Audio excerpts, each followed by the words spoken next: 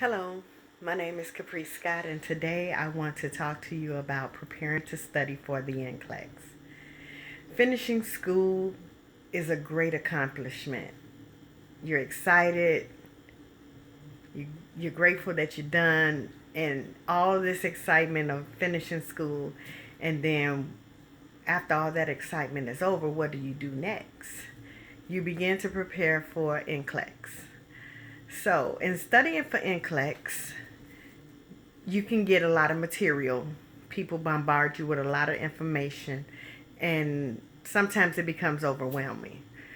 What I suggest is that you get you a couple of study options, and use those options.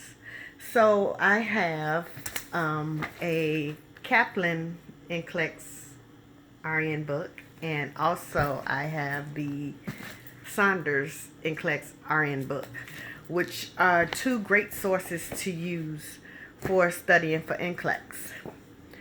The thing that I would suggest that you do is to first take a comprehensive test. Once you take a comprehensive test, it'll tell you your weak areas, your strong areas, and you'll be able to set up your study guide from there. Once you set up your study guide from where you're weak and where you're strong at, start to focus on 10 to 20 questions at a time.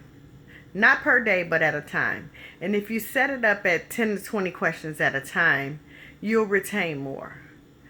Remember, when you're studying, study to learn and to understand.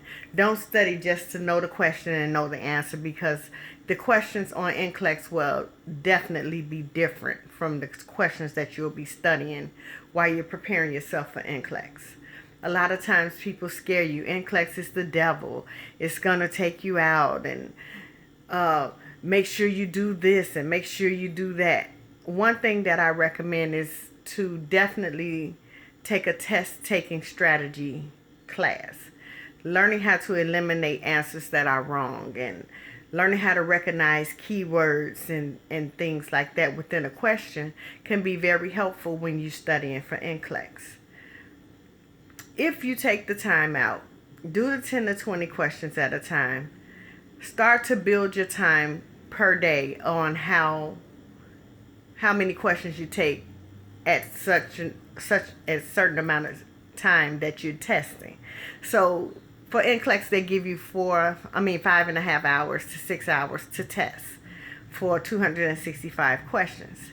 If you take that time within the time that you're studying on your weak areas, and you take 10 to 20 questions at a time and build that time up to where you're testing, okay, maybe 1 hour today, maybe 2 hours tomorrow, maybe 3 hours the next day, until you build that time up to the 5 hours where you're comfortable with answering questions.